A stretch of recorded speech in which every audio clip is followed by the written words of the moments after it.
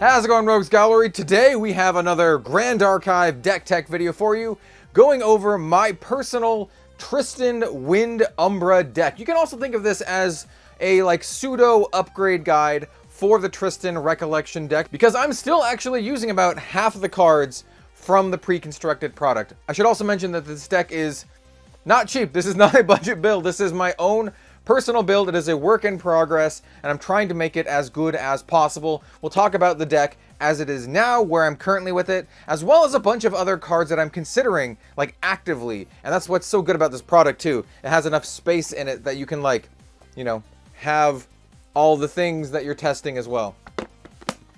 Yeah. All right, let's do it. All right, and here we have our girl Tristan. I don't have a updated version playmat of her yet. We will eventually. But here is the deck box I keep it in. I personally just use the ReCollection deck box, or storage box, however you want to say it. I think it works really well.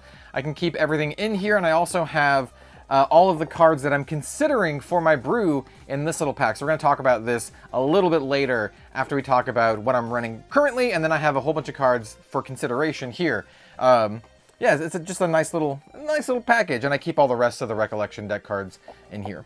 And then extra sleeves, because, you might need some extra sleeves. Anyway, so let's go over the deck. For the Grand Archive deck tech videos, I like to go over the material deck before I go over the actual main deck. But the deck itself is, not too complicated, right?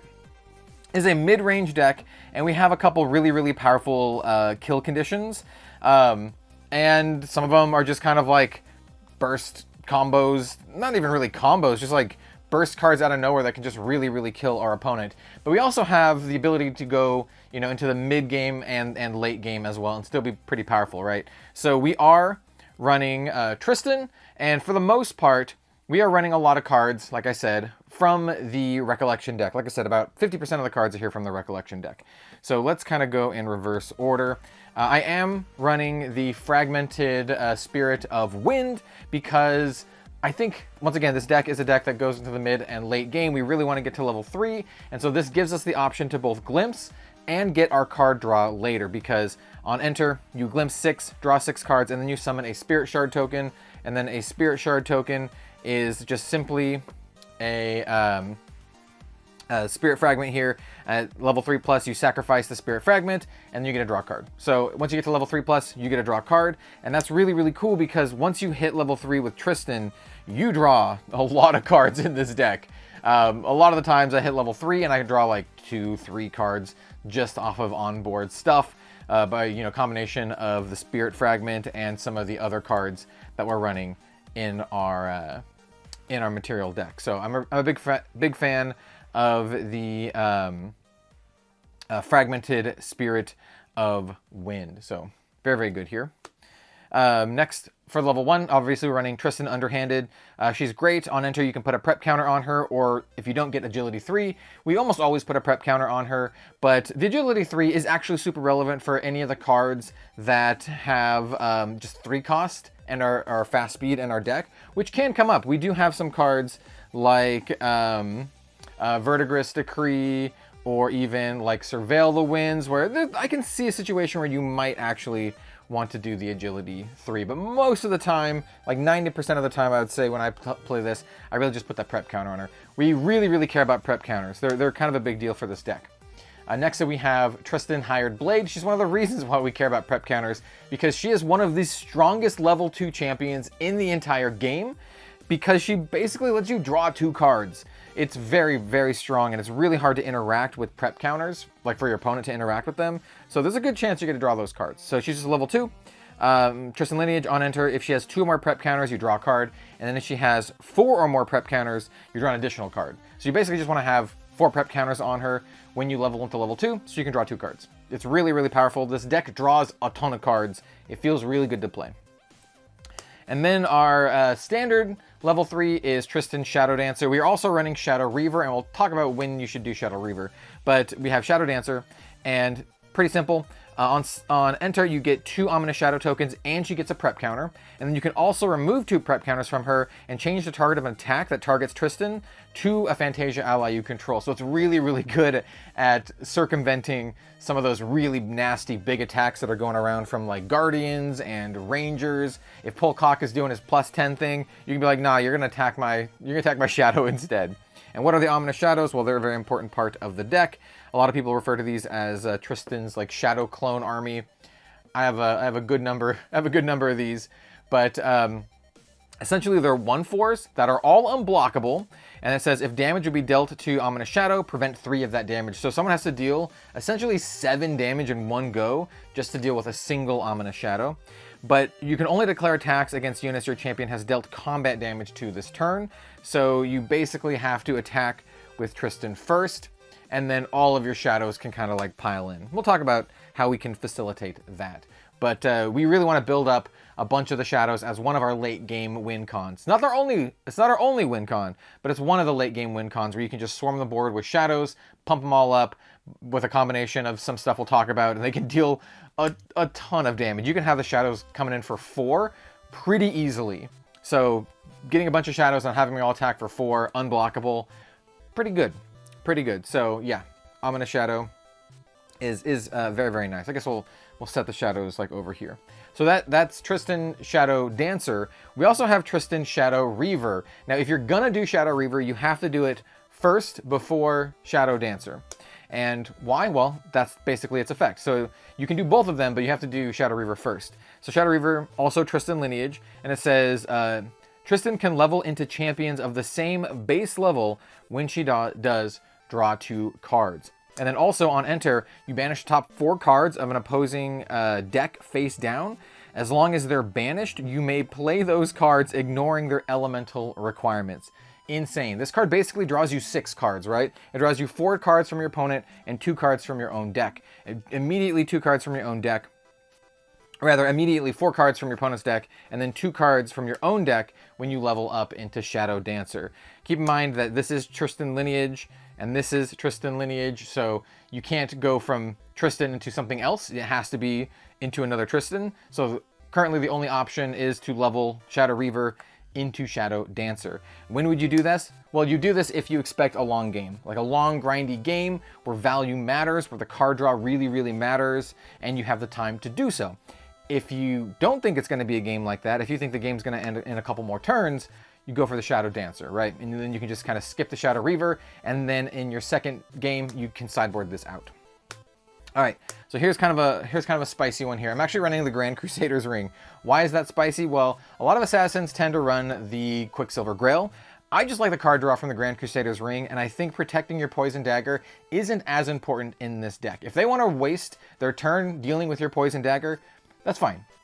We don't need it. I mean, it'd be amazing if we had it, but we could still push a ton of damage without the Poison Dagger, and we'll talk about that because we're running stuff like Shadow's Claw. Now, you could, you know, do stuff like put the Shadow's Claw underneath the Quicksilver Grail. That also is good too, but currently I'm liking the Grand Crusader's Ring. I like the card draw, and I kind of like going all in on my Tristan, so getting the card draw is really good.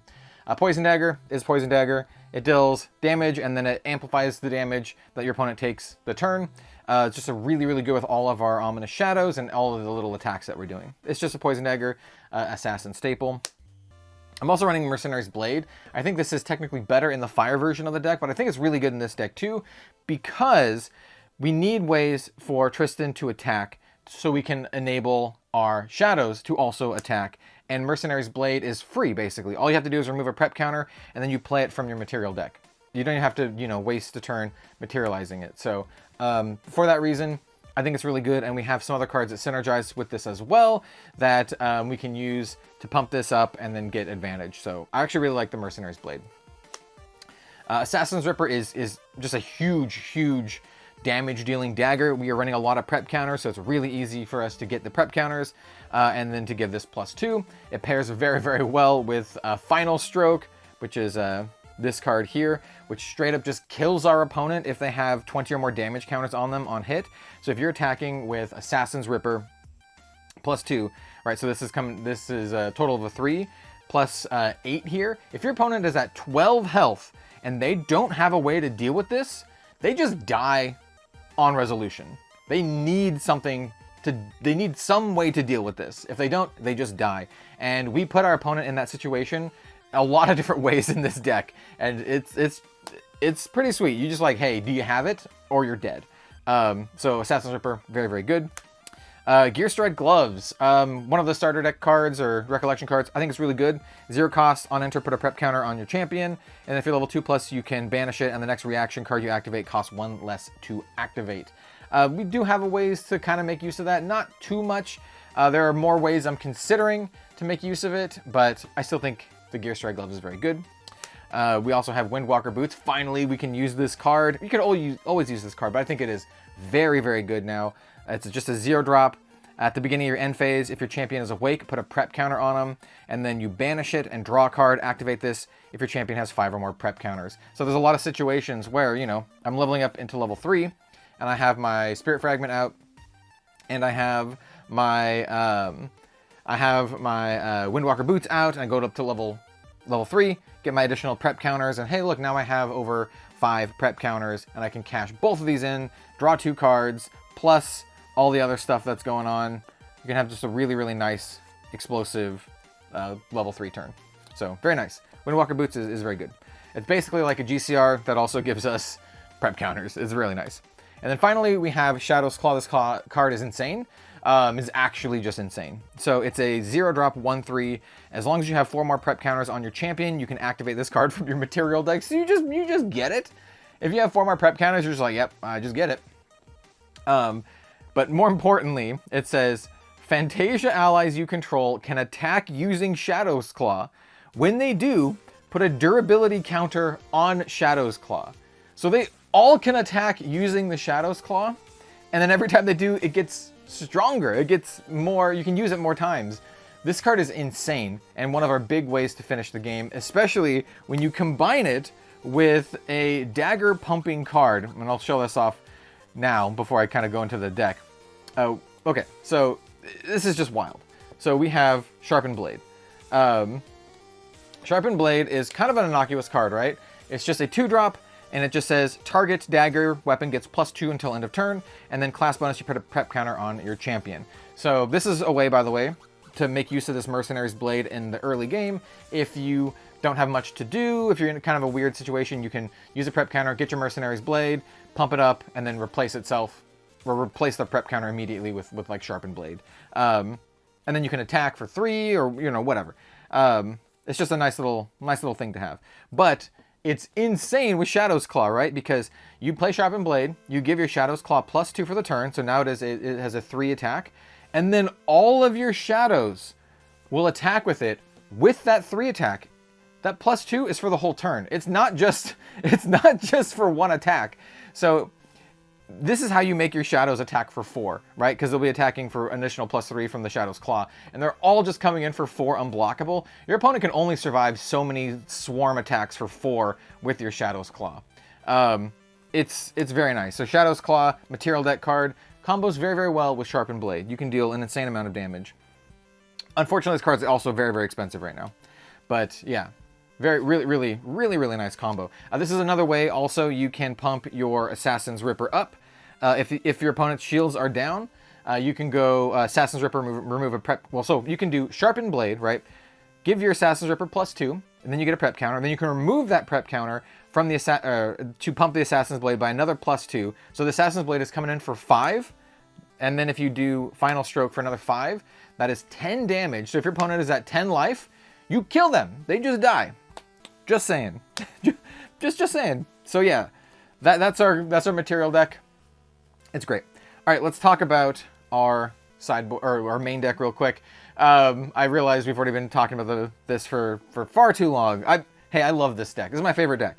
All right, so we're running Final Stroke, right? We're only running 2 copies of Final Stroke. Why? It's a little awkward, right? So it's a 4-drop, which is really important, which means you need at least 5 cards in hand to play this. But we draw a lot of cards, so it's actually not too bad.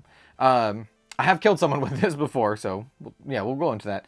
So cost 4, attacks for 5, and then prep 3, champion hit. We already talked about it. You blow up your opponent's champion if they have 20 or more damage counters on them. This applies after damage is dealt. So all you need to do is bring them up to 20 and they die. We also have Shadow Strike as our other finisher. So these are 2 of our big Umbra finishers. A lot of people run just 4 of the Shadow Strikes I've seen, but I really like Final Stroke as well because it gives you this kind of like slight alternate avenue to killing your opponent if they have some weird sort of damage prevention, because all this needs to do is hit, and as long as they have at least 20 on them, they die. Obviously killing them from 10 is great, but also when they're just at like 20 plus anyway, and they're just playing really, really defensively, if you can at least push 1 damage through on this, they will still die as long as they have 20 or more. So I would just really like the extra insurance of being able to just kill your opponent. Then we also have Shadow Strike. So I'm running 3 of the Shadow Strikes. This card is really, really powerful. We might bump this up to 4 at some point. It's just a 2 for 4, prep X, and then it gets plus X, right? And then if it was prepared, it's also unblockable. So it's just a really, really powerful way to deal a crap load of damage. It's also a really good way to make sure that you deal damage with Tristan, so all of your Ominous Shadows can't attack because this is unblockable. Yes, very good. So even if you're super low on prep counters, you can at least use 1 prep counter, make this attack for 5, and then just smash on in with all of your Ominous Shadows. And if you have them pumped up with Shadow's Claw or even that Sharpened Blade, that's a game ender. So yeah, Tristan has a lot of really powerful like game ending like burst potential. All right, let's talk about some other ways to get more shadows. So we have Grim Foreboding, really simple card. It's just a 3-drop. You summon an Ominous Shadow, and then they all get +1, and then you also Agility 3. It's just really good. So it's just a great way to get more shadows. All the shadows get pumped up, and you get Agility 3. Excellent. So we're running 4 of those. We have Penumbral Waltz. This is a great little prevention spell, or I guess it's a reaction. It's a 0-cost reaction, so it doesn't really synergize well with the Gear Stride gloves, but it's still good. It's a 0-drop. But you have to remove X prep counters from your champion, and then you prevent X +3, that damage would be dealt to your champion this turn. And if you prevent, if X is 3 or greater, summon 2 Ominous Shadow tokens. This card's really, really good. It's great at like saving your butt. So you need to remove 3 prep counters on it. You'll prevent 6, and then you'll summon 2 Ominous Shadows. Really good. I'm only running 2 in the deck, but I might bump this up to 3 at some point. It's very good when you play it. And then we have Shadow Resonance as our final Umbra card. This card is insane. It's a 2-drop. You heal for 2, so recover 2, and then you draw a card. And then if your champion has 4 more prep counters on them, you summon an Ominous Shadow. So heal 2, draw a card, summon a Shadow for only 2 at fast speed. Yes, very good. Run a full playset. This card is kind of nuts. And that is kind of like our Umbra package. Let's talk about the rest of the deck. We'll go over the allies first. You kind of got a little taste of that first, that back card. So we're running Dungeon Guide. Why? Well, it's Dungeon Guide, and we want to level up to level 3 as fast as possible, and Dungeon Guide is the best way to do that for us. Just really, really good. Especially when we can get card draw off of our Enter ability from leveling up. We're also running Sadi, Blood Harvester. I've seen decks run less of this. I really like Sadi. The correct amount might be closer to 2 or 3, but currently I really like her, and I'm really testing her quite a bit. She's a 3-drop 2/2. You can pay 2 at any time to return her to your hand, and if you do, you put a prep counter on your champion, and then you can on-kill gain Agility 3 for the turn. So she's just great at killing things. You can always bounce her back if she's gonna die, and then you get a prep counter. She's just really annoying and really good. I like her quite a bit, especially since you can do stuff like you can kill something that can't fight back, right? And then you get Agility 3, and so you get those 3 cards back, and if your opponent tries to kill her on their turn, well, you have those 3 cards in your hand to just bounce her back to your hand, get that prep counter. I like Sadi. She's just annoying as hell. She's great. We have Korhazi Outlook, just a great prep counter generator. It's a 2-drop. On enter, get a prep counter. She's a 1/3, and you can remove a prep counter from your champion, and your opponents can't activate cards during your turn, and you also get a Glimpse one. You can only activate this card during your turn. So it's just a great way to be like, okay, I can remove a prep counter, and like, you can't do anything on my turn. Or if you're going to do something, you have to do it now. I find this is really, really nasty against like water decks that are running a lot of the like Frostbind counterspell type stuff. And so you're just like, okay, Korhazi Outlook, remove a prep counter. you can't activate cards, which means they can't counter any of your things. And you're like, well, shields are down. Time to Final Stroke. Yeah, nice. We're also running 4 of the Sideboard Remnant. I love this card. I run this in all my Assassin decks. 2-drop, 2/1 essentially with Floating Memory. It just adds a lot of pressure to your opponent and disincentivizes them from attacking you. So just smashing on in for 2 every turn, or being able to do 2 plus some extra damage to finish off enemy allies is very good. And if they kill it, hey, you have Floating Memory. Dream Fairy. Dream Fairy is nuts, and if you're playing Wind, I think you should play Dream Fairy. It's basically just a way to just get anything off of your opponent's board, any ally off your opponent's board, right? If they have a big taunt or intercept unit, if they have that really annoying Majestic Spirit, get out of here. Dream Fairy is great. And she also has stealth, so she's just really annoying. So this is kind of like my main ally removal in the deck, though we have a couple others as well. And then finally for the allies, we have the Black Market Broker. It's just pretty simple, right? It's a 2/3 for 4, lower than average rate, but you also get a prep counter when it enters the play. And then if you have 4 or 3 more prep counters, this just has stealth. So this is kind of just like that 2/2 that always has stealth, except it's a 2/3. And also you get a prep counter. Costs 1 more, but hey, you're probably going to have those prep counters. Once again, prep counters are really important for this deck. I think this card's quite good. All right, let's talk about all the other stuff. We have Betraying Blade, one of these starter cards. This is a 2-drop, 2 attack. On attack, you can pay 2. If you do, put a prep counter on your champion, and it has Floating Memory. This is literally everything we want to do. You basically go kill something and put a prep counter on your champion, and then you can Floating Memory to level up. This is one of the cards you want to see early game before you level up into level 2. So you can draw those 2 cards off of it. Really good. Slice and Dice. This is our other burst finisher out of nowhere. This card is insane, and if your opponent is not prepared for this, you just kill them. It's wild. This card essentially attacks for 9, and then if you have Assassin's Ripper going, it's going to be attacking for what, 9, 10, 11, 12, 13, 14, 15? 15 damage for 2 and 4 prep counters. It's insane. So let's go into that. So it costs 2, attacks for 3, prep 3. So you can remove 3 preparation counters. On hit, if it was prepared, you may have the attacker declare an additional attack. If you do, create a copy of Slice and Dice in that attacker's intent, except it isn't prepared and gets +3. So it goes 3 attack and then 6 attack, which is a total of 9. Now, if you have your Assassin's Ripper out and you do the Assassin's Ripper ability, note you can attack twice with Assassin's Ripper. Note that Assassin's Ripper just gets +2 until the end of turn. So that's not, it's similar in that the Sharpened Blade, as I knock the deck over, it's similar in the Sharpened Blade, same kind of deal. It just gets +2 until end of turn. So if you do this, then this adds 3 attack to both of the attacks on Slice and Dice. That's insane. So the first attack would deal 6, and the second attack would deal 9. You can just kill your opponent out of nowhere. You need 4 prep counters, right? 3 for the Slice and Dice and 1 for the Assassin's Ripper, but you can get that pretty easily. And once again, just one of the ways that this deck can just absolutely dumps your opponent out of nowhere. If shields are down or they're kind of dirtling around, you just kill them. Like, you make them have it. We have Surveil the Winds. I really like this card. It's super simple. It has fast speed because we're an assassin. You just draw a card and put a prep counter on your champion. That's all it does. It's great. And then we have, put this over to the side, I'll pick all that stuff in a minute. Mastermind Scheme. This is just a way to double our prep counters, right? By the time we play this, it usually costs either 3 or 4.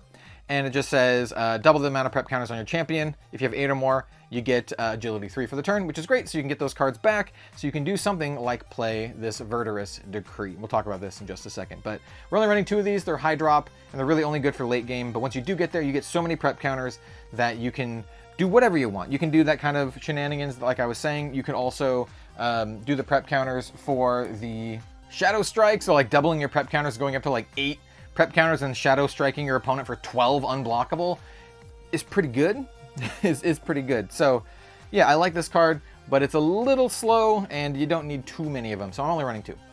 And then finally we have Verdurous Decree. So this is a card that I'm running instead of Zephyr. Zephyr is very, very good, and I'm testing this one out instead of Zephyr. It costs more, but it also does more.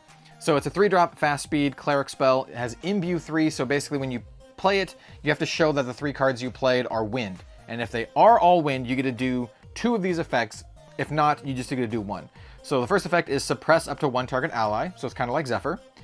or you get to give an ally +2 until end of turn, or you get to destroy up to 1 target Fantasia.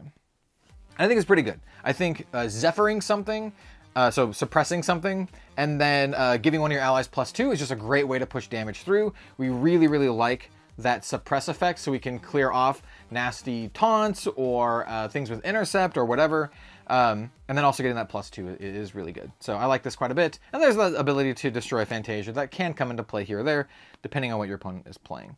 And so that's our main deck. It's very strong. You have insane burst potential with stuff like Slice and Dice, with stuff like Sharpened Blade, Assassin's Ripper, Shadow's Claw, our Ominous Shadows, anything that just makes an Ominous Shadow, anything that gives us prep counters. The deck synergizes very, very well. We do have ways to stay alive with a combination of like Shadow Resonance and Penumbral Waltz. Like I said, I think Waltz is super good. I might put more into the deck. And then you just finish them off with stuff like, you know, Shadow Strike, Final Stroke, Slice and Dice. I love this deck so much because it really feels like an assassin deck. Like, you feel like you're assassinating them, just killing them out of nowhere. It's super sweet. Love it. All right, let's talk about our sideboard real quick. It's not super fancy. We have Nullifying Lantern for the Graveyard Matters decks, usually Fire or Crux. But yeah, it's Nullifying Lantern. We have Dark Soul Stone, also against those decks as well. But this one kind of gives us a little bit more flexibility. So as additional cost to materialize this card, you banish 2 allies in a single graveyard. Great. And then Fantasias you control have Spell Shroud, and you can banish this to banish up to 2 cards from a single graveyard. So you can basically banish 4 cards from a graveyard. If your opponent is like a fire aggro deck and you don't really want them to Rending Flames your face, you do this, banish 2 of their fire allies, and then you can immediately crack it and banish 2 more cards. Or it's also pretty good against, you know, spell-based decks that want to remove your Fantasias, which are the Ominous Shadows. They are all Fantasias. We have the Viridian Protective Trinket against water, pretty simple. We have Terraforming against aggro, pretty simple. And then our final card here is one that I'm a little bit contentious on, Reprogram. I see a lot of people talking about and playing this card as a substitute to something like Fast here, because it's just a 2-drop fast, has floating memory, and it has a decent effect. You can give an ally -1, or if it's an automaton, you give them 2 debuff counters. So I basically just side this in if I see my opponent running a lot of automatons, right? I think it's pretty good against like fire aggro assassin. You can kill their like Crimson Tier or Rococo or whatever. It also helps prevent a little bit of damage so they don't get the on-hit effect. It's pretty good, but this one is one of the ones that is like, well, I'm not 100% sure on quite yet. And then before we finish, let's go over a couple of the cards that I am just considering for this deck, right? And like I said, this is a work in progress. I'm actively brewing and building this deck. So we have the other reprogram. I can talk. I swear I can talk. I'm considering Veiling Breeze. Once again, not entirely sure how good it is in this particular version of the deck, but it's really good at just preventing damage to your champion. We do run a lot of Wind Element cards, so, you know, it can be pretty decent. And it is a reaction, so we can play it for free with the Gear Stride gloves. So we can kind of play out our hand, just keep the Veiling Breeze, and then if they are doing shenanigans, you can crack the Gear Stride and play the Veiling Breeze, presumably having played a bunch of stuff face down already. So yeah, this is one up for Possibility. Zephyr, same kind of deal. 1 up for Possibility, mostly just to replace the Verdigris Decree. The big advantage of Zephyr is that it only costs 2, and you can suppress Regalia as well, which can be very, very good against certain matches. Really good against like Ranger, for example, or just same reasons where Verdigris is, you know, good. You can suppress the pesky ally or something like that. Suppress means that basically they're removed from the game for the turn and they come back at the end of turn. So yeah, Zephyrs. We have the Fairy Whispers and the Scout the Land. These are for more like, I don't know, like grindier, more mid-rangey builds, like versions, because they're just kind of like slow, dirtily things. Cost 1, glimpse 3, and then you reveal the top card. If it's wind, you put it in your hand. And then Scout the Land is pretty similar. Look at the top 4, put them back, and then draw a card. Kind of do similar things. If you want to play like a slower, more grindy version of the deck, I think this is where you kind of want to be. But I like where I'm at currently. I like being a little bit more explosive. Here's the extra Shadow Strike, just in case I decide I want to go 4. Here's extra Final Strokes, just in case I want to go 4. Shifting Mirage is an interesting one. I feel like this card is really, really good if you are running against a lot of allies decks, because it essentially just costs 2 to play, and then with the gear strat, it will only cost 1 to play. And it just says, your champion gains stealth until end of turn, unless an opponent pays 2, and that's the real catch here. But you always summon an Ominous Shadow, which is really, really good. So, I don't know. I like this card a lot. Just getting an Ominous Shadow for 1, I think is really, really good. It's just kind of like the conditional stealth is why I'm a little bit iffy, but it might eventually make it into the deck. I think it's a little bit better than people give it credit for. I should also note at this point that I don't have a Glumspire Mantle, which is a very expensive, like $40 material deck card that will also summon an Ominous Shadow. I'm getting one. I'm going to be testing it. I'm probably going to be running it in my deck too. Beseech the Winds. Just a way to get more cards from our material deck. The reason I'm not running it is we already have a couple cards that we can play kind of for free from our material deck, like the Shadow's Claw and the Mercenary's Blade. So you can go to Tristan Shadow Reaver, banish the 4 cards from your opponent's deck, and then you can play Beseech the Winds, and then Tristan Shadow Dancer, and then draw 2 cards, or yeah, draw 2 cards from the effect. So like, you can kind of use this, but I'm not convinced that we need it yet. So maybe Beseech the Winds. We have a bunch of these cards that are just kind of like, yep, maybe if we need them. Safeguard Amulet's probably the most likely to make it into the sideboard. And then we have Enervate Agility, which is, once again, I might toy with this. This is a guaranteed way to get Stealth or Spell Shroud for your champ, and also you heal 5 and D level, so you can get the on-enter effects a second time, which is like not bad. So yeah, this is another card that I am considering. And these are cards that I'll, you know, sometimes I'll swap them out and test and see if it's good or whatever. Zephyrs are obviously really good. Veiling Breezes are really good against certain decks. Innervate Agility is a kind of an interesting one that might end up making the cut. And of course, we have the new sideboard size, so you can only have up to 15 kind of points worth, and the material deck cards are worth 3 each. So this is 12 plus the 3 here to make the 15. So this is currently what I'm running, but I can see situations where you like, oh, you know, take out the Dusk Soul Stone, put in the Safeguard, and yeah, all that. But I think this is a great place to start. I think the deck is, well, the deck is just super fun for me to play. I absolutely love it. One of my favorite decks to play. You have a lot of different play lines. You have a lot of different kind of like combo potential to just blow up your opponent out of nowhere with a combination of Ominous Shadows and like Shadow's Claw. The Sharpened Blade puts in a ton of work.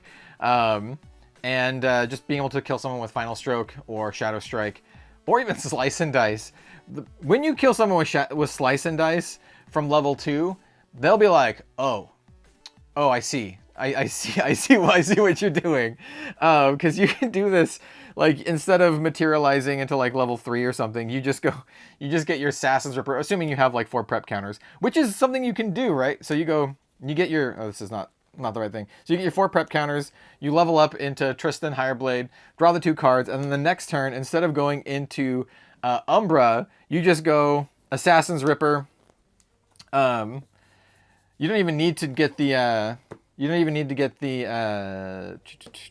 Sharpened Blade out. So you can just go Assassin's Ripper, Slice and Dice you for 15. Yep. Yep. How you like that? Because you already have 4 prep counters to do the draw 2, which is what you want to be doing anyway. Yeah, the deck is fun. So please let me know what you think in the comments down below. Like I said, you don't even need the Poison Dagger a lot of the time. So if you do Poison Dagger early and your opponent is just like wastes a lot of resources like dealing with it, that's cool, man. You just kill him with the shadows and slice and dice. If you have the Poison Dagger out, hey, Slice and Dice does just a couple more points of damage. It's pretty good. Poison Dagger is really, really good with the shadows, obviously. So yeah, let me know what you think of the deck in the comments down below. This is, like I said, my current favorite deck to play. Some of the more tough matchups are going to be like your Sylvie Slimes that just have a bunch of slimes that have Taunt and Intercept, and that's when things that have Unblockable become really, really relevant, and things that can just get rid of your opponent's stuff become really, really relevant, like the Verdigris Decree. I have a feeling that as things progress, those Zephyrs might make it back in, probably in larger quantities, so you can actually push a lot of damage through. But the shadows are going to be really hard for your opponent to deal with as well. So there's also that. So anyway, thanks so much for watching, everyone. Please let me know what you think in the comments down below. And yeah, we'll see you later.